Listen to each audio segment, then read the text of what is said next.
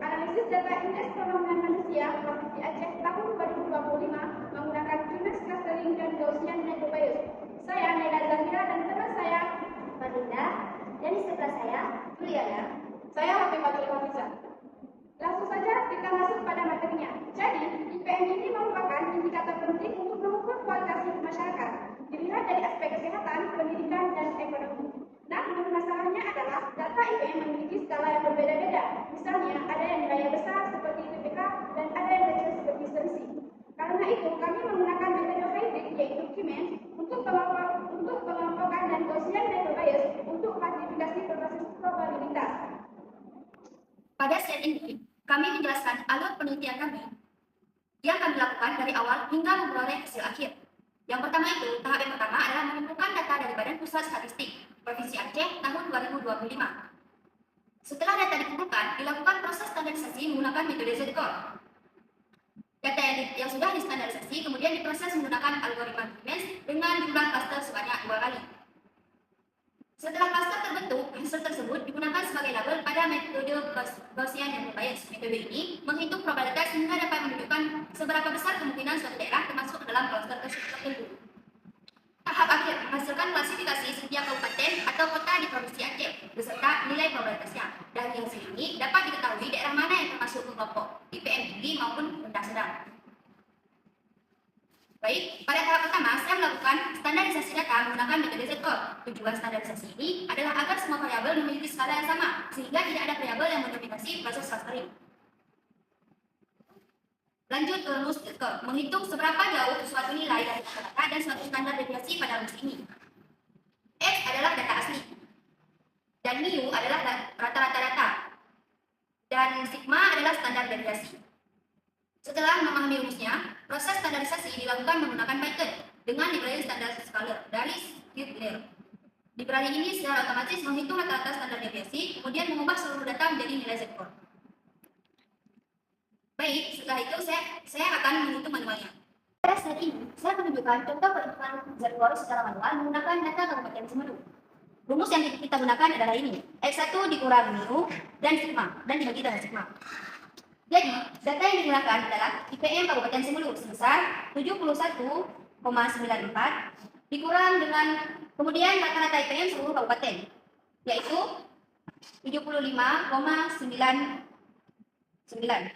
Sedangkan standar deviasi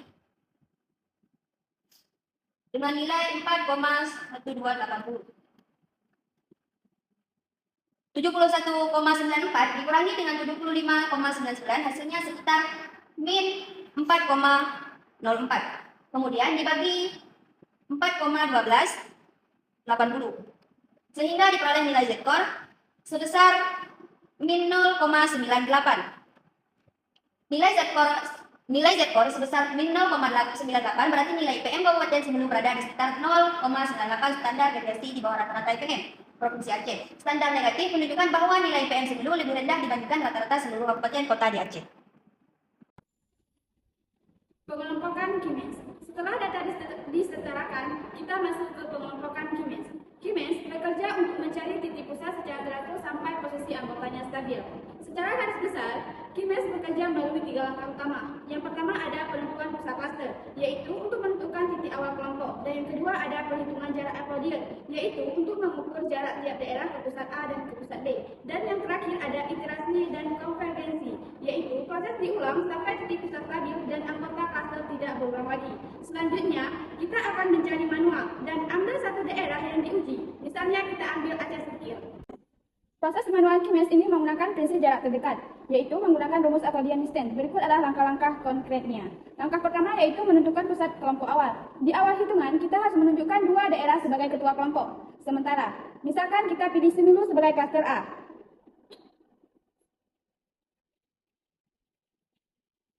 Dan Banda Aceh sebagai klaster B. Maka kita cetak koordinat Z+ milik mereka berdua sebagai acuan utama. Langkah 2, hitung jarak setiap daerah ke pusat A dan ke pusat B. Sekarang, kita ambil satu daerah untuk diuji. Misalnya kita ambil Aceh Singkil.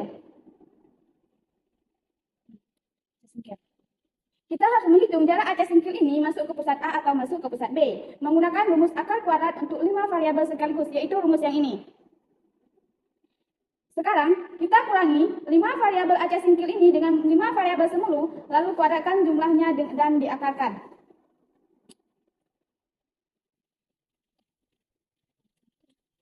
Nilai Z cross IPM aceh singkil dikurangi dengan nilai Z cross simulu sama dengan 0, dikuadratkan sama dengan 0,0256. Dan selanjutnya nilai Z cross rank aceh singkil dikurang dengan nilai Z cross simulu sama dengan 0, minus 0,60 kuadrat sama dengan 0,5600. Sekarang nilai Z cross selisih aceh singkil dikurang dengan nilai Z cross selisih semulu sama dengan minus 1,22 kuadrat sama dengan 14884. Selanjutnya nilai Z cross AHA aceh singkil dikurang dengan nilai Z cross AHA simulu kuadrat sama dengan 0,114 kuadrat sama dengan 0,0196. Selanjutnya nilai Z cross PKK aceh singkil dikurang dengan nilai Z cross PKK semulu sama dengan 0,81 kuadrat sama dengan 0,6561. Tentukan jumlah ini semua.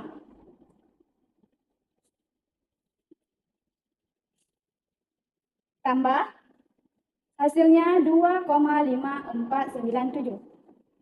2,5497 ini cari akarnya. Hasilnya 1,59. Oke. Sekarang jarak aceh singkil ke pusat B, yaitu Banda Aceh. Kita juga melakukan hal sama kayak aceh singkil ke Simulu, yaitu hasilnya kayak gini, 7,404.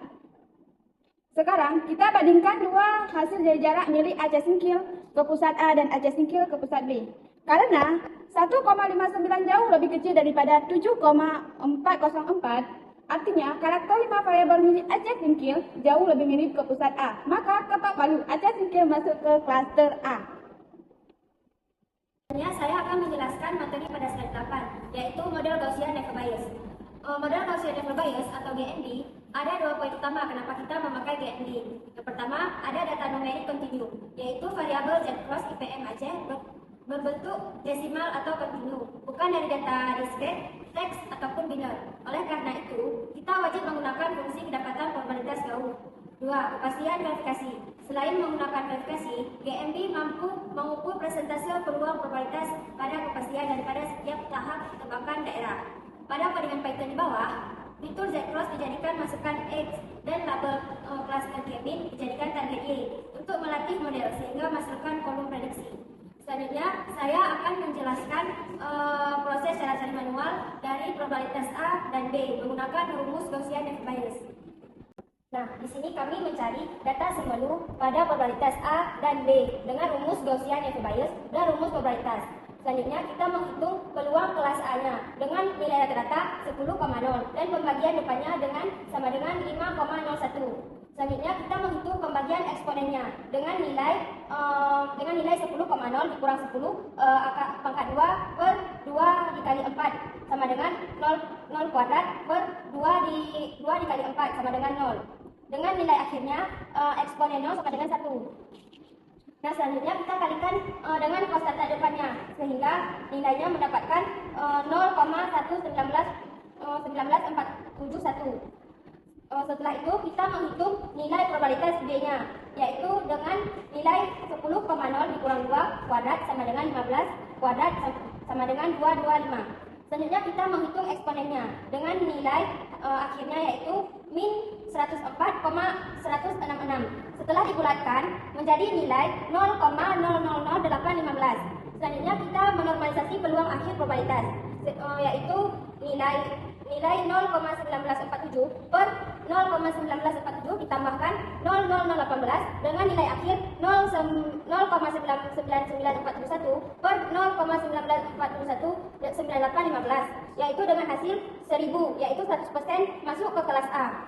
Dan untuk probabilitas B, yaitu dengan 0,000815 per 0,19471 ditambah 0,00815, sehingga nilai akhirnya yaitu 4 dikali 41 kali 10 pangkat min 5, atau setelah dibulatkan 2,71 dikali 10 pangkat min 7, sehingga semelu masuk ke kelas A, bukan kelas B. Normalisasikan Z-code dan klaster Euclidean manual. Mengapa variabel harus di Z-code dulu? Karena nilai PPK ada di angka ribuan, sedangkan selisih di bawah. Tanpa Z-code, variabel PPK akan mendominasikan perhitungan jarak. Selanjutnya yaitu kita melakukan clustering manual berbasis jarak Euclidean. Kami menetapkan dua centroid acuan. Yang pertama ada centroid A basis ke 0 yaitu Simelu. Yang kedua ada centroid B basis ke 18 yaitu Banda Aceh. Daerah yang memiliki jarak lebih dekat ke centroid A dikelompokkan ke centroid A dan sebaliknya dimasukkan ke cluster B. Selanjutnya yaitu ada model Gaussian Naiveux Bayes dan probabilitas. Setelah label cluster tersebut secara manual, kita melatih algoritma Gaussian Naiveux Bayes. Fitur masukkan adalah 5 nilai Z-core dan target adalah hasil cluster manual tadi. Fungsi predik digunakan untuk mendapatkan kolom prediksi, sementara predik proba menghitung tingkat kepastian probabilitas sehingga daerah tersebut masuk ke cluster A atau cluster B. Selanjutnya yaitu penjelasan output akhir hasil pemodelan. Sekarang kita masuk ke output akhir pemodelan data. Pengelompokan wilayah cluster A vs B. Cluster A kelompok moderat atau awal meliputi daerah seperti Simelu, Aceh Singkil, Sepuluh Salam, dan Gayo Lues. Ciri khasnya adalah nilai PM di kisaran 71 sampai 72 dan PPK di bawah 11 juta. Akurasi prediksi Naiveux Bayes, hasil kolom prediksi 100% konsisten dengan kolom cluster manual, hingga membuktikan bahwa pola sebaran statistik 5 variabel Z-core berhasil dipelajari dengan sempurna oleh model Gaussian Naiveux Bayes. Yang ketiga yaitu analisis probabilitas. Probabilitas A dan probabilitas B. Daerah dengan karakteristik sangat kuat dikelompokkan memiliki probabilitas mendekati 1,0 100%. Contohnya Banda Aceh yang nilai probabilitas 1,0 pasti cluster B, dan Simelu yang probabilitas sama dengan 1,0 pasti cluster A. Pada tabel akhir, pemodelan yang diwarnai yaitu cluster B. Banda Aceh, Sabang, Langsa, Lok Sumawe ditandai dengan warna gradasi hijau dan ungu yang sangat pekat.